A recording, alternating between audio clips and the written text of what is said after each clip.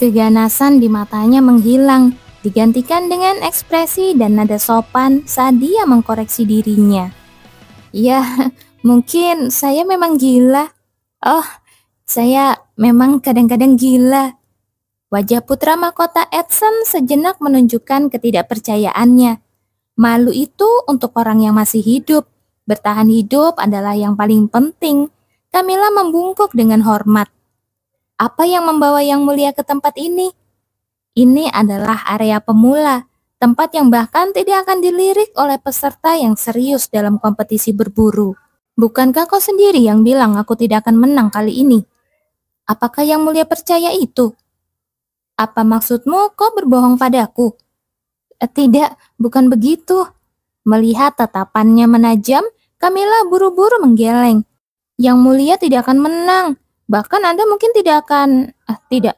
Ada kemungkinan besar Anda akan terluka. Melihat ekspresi sang pangeran semakin dingin, Camilla menyadari dia telah melontarkan sesuatu yang tidak perlu. Aku akan terluka. Aku? Mohon abaikan saja omong kosong dari seseorang yang sudah gila ini. Kau bilang aku akan terluka. Sejak kapan dia menanggapi kata-kataku dengan begitu serius? Itu lucu. Apa yang mungkin bisa melukaiku? Sebelum dia selesai bicara, ledakan memekakan telinga bergema. Baik Camilla maupun Edson berbalik ke arah suara. Ledakan terus terjadi secara beruntun. Suara itu datang dari pusat lapangan berburu, area di mana paling banyak orang berkumpul. Camilla dan Edson sejenak saling tukar pandang sebelum berlari ke arah sumber suara. Ledakan meletus satu demi satu. Tampaknya bahan peledak telah ditanam sebelumnya. Karena pegunungan bergetar dengan suara ledakan, lapangan berburu berubah menjadi kekacauan, dipenuhi dengan teriakan orang-orang yang terluka dan juga teriakan dari mereka yang berusaha membantu. Itu lebih mirip medan perang daripada kompetisi. Camilla menyusuri kekacauan, berlari dengan panik. Di mana kamu? Dia tidak tahu mengapa dia berlari seperti ini. Seharusnya dia melarikan diri, menjauh sejauh mungkin dari tempat kejadian. Tapi dia tidak bisa. Satu wajah memenuhi pikirannya, mengesampingkan segalanya. Raffi! Dia meneriakkan namanya dengan sekuat tenaga, berharap mendapatkan jawaban. Dia tidak tahu mengapa ia peduli. Seharusnya tidak masalah jika Raffi hidup atau mati. Tapi saat dia mendengar ledakan, semua pemikiran rasionalnya lenyap. Pengetahuan bahwa Raffi mungkin ada di sana mendorongnya untuk maju. Dia memanggil namanya lagi. Untuk pertama kalinya dalam hidupnya, dia meneriakkan nama kakak laki-lakinya yang dia benci. Camilla berteriak hingga tenggorokannya sakit. Camilla? Lalu dia mendengar suaranya.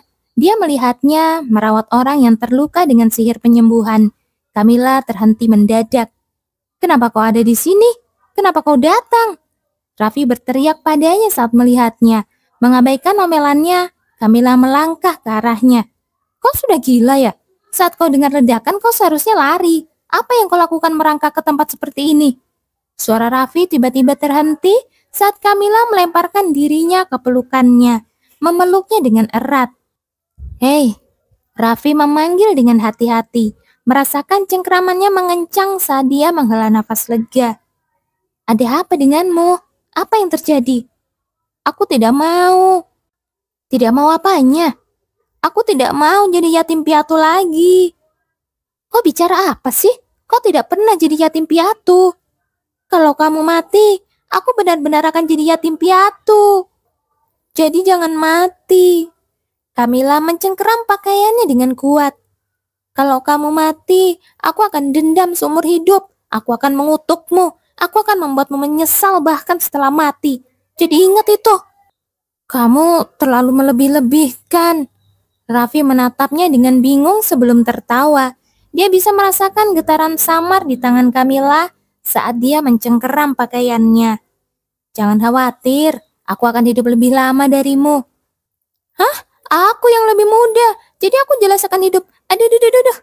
Raffi menarik pipinya, membuatnya menjerit kesakitan. Mengabaikan tatapan marahnya, Dia menepuk kepalanya dengan ringan sebelum kembali ke orang yang terluka. Kembali ke bawah sana, di sini berbahaya. Ledakan terus bergemuruh di seluruh lapangan berburu. Mustahil untuk mengetahui berapa banyak bom yang telah ditanam. Bagaimana jika aku terjebak dalam ledakan saat kembali sendirian? Ya sudah, kalau begitu tetaplah di sini. Camilla bergegas ke sisinya, menggulung lengan bajunya untuk membantunya merawat orang yang terluka. Seseorang sedang memperhatikan mereka. Putra mahkota Edson yang berlari ke tempat kejadian bersama Camilla mengamatinya dengan ekspresi geli. Camilla menyadari ini pasti alasan kenapa rumor beredar tentang putra mahkota yang terluka parah selama kompetisi berburu. Meskipun dia sudah lama jauh dari ibu kota, fakta bahwa dia tidak pernah mendengar tentang kejadian seperti ini sangatlah mengejutkan. Dia hanya samar-samar mendengar bahwa putra mahkota Edson terluka parah selama kompetisi. Aku benar-benar jadi orang yang paling tersisih. Jika dia punya satu teman saja, dia mungkin akan mendengar sedikit gosip. Tapi para pelayan memperlakukannya seperti gangguan. Tidak mungkin berita yang benar bisa sampai padanya. Akhirnya suara gemuruh berhenti. Camilla berdiri dan mengamati area itu. Lapangan berburu dipenuhi orang-orang yang mengerang kesakitan. Korban yang terluka berbondong-bondong mendekati Raffi saat dia melancarkan sihir penyembuhan. Yang lain dipimpin oleh Edson mengumpulkan korban dan merawat yang terluka. Lutfil, Petro, dan bahkan Arsian ikut membantu. Arsian yang mampu menggunakan sihir penyembuhan membantu merawat orang saat dia membawa mereka ke tempat aman. Ini aneh. Melihat mereka, Camilla mengerutkan dahinya. Ada apa? Kenapa tidak ada yang datang? Maksudmu? Meskipun terjadi ledakan besar seperti itu, tidak ada yang datang membantu. Ada tentara, penyihir, dan penyembuh yang ditempatkan di bawah lapangan berburu, siap menanggapi kecelakaan. Mereka telah menunggu sejak pagi, tapi tidak ada yang datang untuk membantu. Bahkan beberapa peserta yang tidak terluka telah melarikan diri ke arah pintu masuk sebelumnya, kemungkinan besar memberitahu pihak berwenang. Mereka seharusnya sudah tiba sekarang. King, Divine Beast yang sampai sekarang diam, menunjukkan gigi tajamnya dan menggeram rendah. Saat itu, seseorang melangkah di depannya. Kakak? Itu Lutfil. Dia telah membantu mengumpulkan korban, tapi sekarang dia berdiri di depannya, menghunus pedangnya perlahan. Tindakannya menyebabkan orang lain di dekatnya membeku. Ekspresi mereka berubah muram. Ada apa? Anda harus menghunus pedang Anda yang mulia, kata Lutfil. Sebelum kata-katanya terucap, banyak sosok muncul. Itu pemandangan yang aneh. Para penyerang berpakaian identik, mengenakan atasan putih dan celana hitam. Tapi pakaian mereka sudah berlumuran darah. Pedang yang mereka bawa meneteskan darah. Camilla secara naluriah mundur selangkah. Wajah tanpa emosi dari sosok-sosok yang berlumuran darah itu membuat bulu kuduknya merinding. Siapa mereka? Arsian muncul di sampingnya seolah dari udara. Mereka tidak terlihat ramah. Komentar Petro, suaranya tenang meskipun tegang. Raffi, tetaplah di sisi Camilla. Perintah Lutfil sebelum menyerbu maju. Arsian dan Petro mengikutinya tanpa ragu. Pertempuran pun meletus. Camilla yang melihat membeku di tempat. Pemandangan orang-orang saling membunuh begitu dekat membuat jantungnya berdegup tak terkendali. Dia ingin lari, tapi kakinya terasa seperti terpaku ke tanah. Kok baik-baik saja? Raffi bertanya, kekhawatiran terlihat dalam suaranya saat dia melancarkan mantra serangan sambil membantu orang lain. Tapi Camilla tidak bisa menjawab. Pemandangan mengerikan dan bau darah memenuhi inderanya. Orang-orang itu aneh. Suara Zeno bergema di benaknya. Dia menoleh ke arahnya. Mereka tidak bereaksi. Bereaksi? Tatapan Camilla kembali ke pertempuran dan dia mengerti apa yang dimaksud Zeno. Bahkan saat pedang Lutfil menebas anggota tubuh mereka dan menusuk perut, atau saat sihir Arsian membakar mereka, tidak ada satupun jeritan yang keluar dari bibir musuh. Dan ekspresi mereka pun tidak bergeming. Yang mereka lakukan hanyalah melancarkan serangan tanpa henti, tidak peduli dengan kehancuran diri sendiri. Hanya ketika kepala mereka terpenggal, barulah mereka berhenti bergerak, roboh seperti boneka yang talinya terputus. Apa mereka mirip dengan zombie? Camilla terperangah, mulutnya sedikit terbuka karena syok melihat pemandangan aneh di depannya. Yang lain pun sama bingungnya. Cara musuh-musuh itu tidak bereaksi terhadap rasa sakit membuat semua orang merasa sangat gelisah. Ya, tidak semua orang. Mereka sepertinya tidak bereaksi kalau ditusuk. Serang lehernya, itu langsung membuat mereka diam. Aku penasaran, apa mereka tahan sihir api? Kalau kedua lengannya putus, mereka pasti tidak bisa menyerang. Putra mahkota Edson, Ludwig, Arsian, dan Petro terus menghabisi para musuh dengan ketenangan yang mengerikan. Seolah perilaku aneh musuh-musuh mereka hampir tidak berarti. Tapi sebagian besar yang lain sudah gemetar ketakutan. Meski mereka masih memegang pedang, mereka tidak bisa mengayunkannya dengan benar. Para musuh yang berpakaian seragam terus berdatangan seperti gelombang tanpa akhir. Itu cukup membuat siapapun kehilangan nyali. Di mana mereka bersembunyi, lalu bisa muncul tiba-tiba. Erangan kesakitan mulai terdengar dari berbagai sisi saat pedang musuh menemukan sasarannya, dan para pejuang yang terluka mulai berjatuhan. Camilla juga merasakan cengkraman ketakutan yang dingin menguat di sekelilingnya. Bagaimana mungkin dia bisa melawan musuh seperti itu? Dia bahkan tidak tega membunuh seekor kelinci. Jadi bagaimana dia bisa mengambil nyawa manusia? Zeno, kalau itu dia, segalanya akan berbeda. Akan aku terima konsekuensinya. Apa maksudnya? Lebih baik dia terbaring di tempat tidur selama beberapa hari daripada melihat orang-orang mati. Lepaskan kendalimu. Camilla mengambil pedang yang jatuh di dekatnya. Oi, kamu mau ngapain? Suara Raffi terdengar, tapi dia mengabaikannya. Bibir Zeno melengkung menjadi seringai tipis saat dia bergerak mendekat.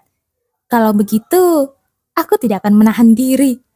Indranya memudar. Ketakutan yang mencengkeramnya beberapa saat lalu digantikan oleh gelombang kegembiraan dan euforia murni. Saat Zeno mengambil alih, dia tidak merasa jijik, tidak merasa ngeri saat pedangnya menebas musuh. Dia hanya mengayunkan pedang, gerakannya sepenuhnya didorong oleh kegilaan Zeno. Dia bisa merasakan tatapan syok dari orang-orang di sekitarnya, tapi itu tidak penting. Saat ini, dia sepenuhnya tenggelam dan membiarkan Zeno bersenang-senang dalam momen ini. Dia benar-benar habis-habisan.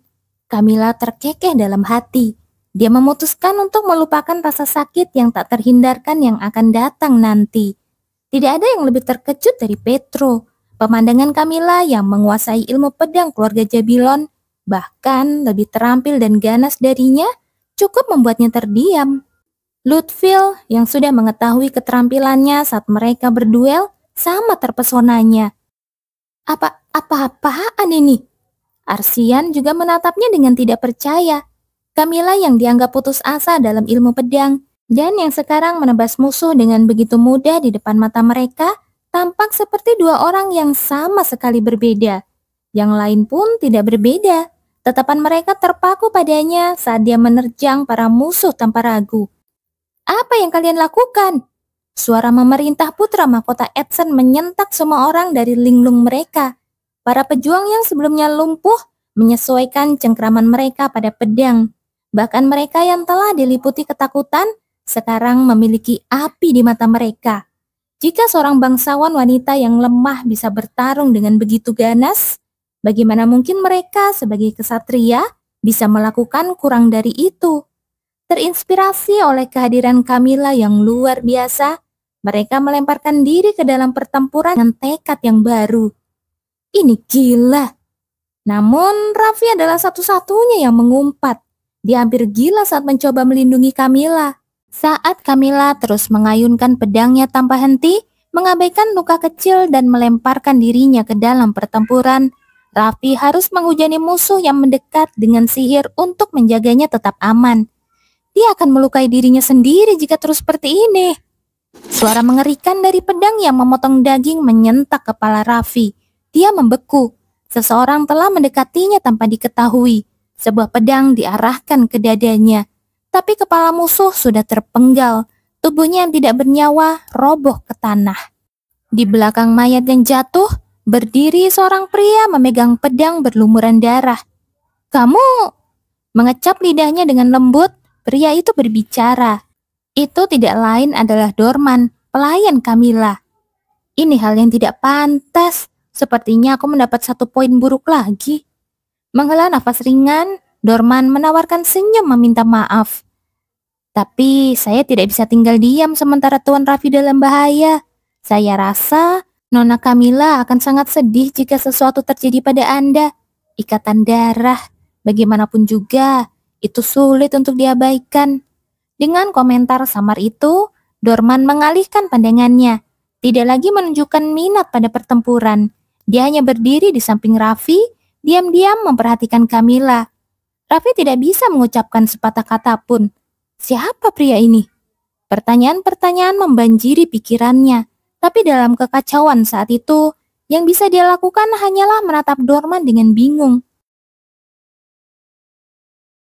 Sialan, aku terlalu sering pingsan akhir-akhir ini.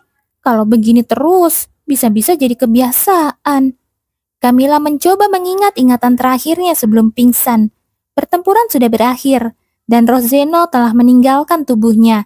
Hanya menyisakan ucapan santai, seolah dia merasa jauh lebih ringan. Kerja bagus. Suasana di sekitarnya mendadak sunyi. Semua orang menatapnya dengan mulut ternganga. Ini dia bahan gosip baru lagi. Nona Sorpel yang terkenal buruk, kini membawa pedang dan mengacaukan segalanya. Dia tidak ingat apapun setelah itu. Sama seperti terakhir kali, kesadarannya tiba-tiba terputus. "Kamu sudah bangun?" Camilla berkedip beberapa kali, perlahan menyadari sekelilingnya. Butuh waktu baginya untuk sadar bahwa kepalanya bersandar di pangkuan seseorang. "Bagaimana perasaanmu?" Masih berusaha menyatukan kepingan ingatan, dia menyadari sesuatu yang mengejutkan saat mencoba menjawab. "Hah?" Hampir tidak ada rasa sakit. Sebelumnya, bahkan bernafas pun menyakitkan. Dengan otot-ototnya menjerit kesakitan. Sekarang ketidaknyamanannya bisa ditoleransi. Apa tubuhku beradaptasi entah bagaimana? Itu tidak masuk akal. "Kamu belum pulih sepenuhnya," Arsian menjelaskan. "Untuk sekarang, aku hanya bisa meredam rasa sakitnya dengan sihir." Camilla langsung mengerti. Dia pasti menggunakan sihir penyembuhan padanya. Tapi, kenapa aku menggunakan pangkuannya sebagai bantal? Merasa malu dengan posisi intim itu, terutama dengan begitu banyak orang yang menonton, dia mencoba untuk duduk. "Tetaplah begitu," Arsian memerintahkan, dengan lembut menekan kepalanya kembali ke pangkuannya. "Penyembuhannya belum selesai." "Tapi aku baik-baik saja." "Tidak, kamu tidak baik. Saat ini aku hanya menekan rasa sakitnya. Jika aku berhenti merapalkan mantra, kamu akan pingsan lagi karena sakit." "Tapi..." Posisi ini memalukan. Camilla melirik sekeliling dengan gelisah. "Apa kita pindah tempat saja?" Area itu bersih. Mereka sepertinya sudah meninggalkan medan perang, karena tidak ada mayat atau tanda-tanda pertempuran sebelumnya. Tapi dia masih bisa merasakan tatapan sesekali dari orang-orang di dekatnya. Pada titik ini, apakah itu penting? Dijuluki putri gila yang mengayunkan pedang sudah menjadi takdirnya. Satu topik gosip lagi tidak akan mengubah banyak hal. "Kita harus turun sekarang," putra mahkota Edson menyarankan.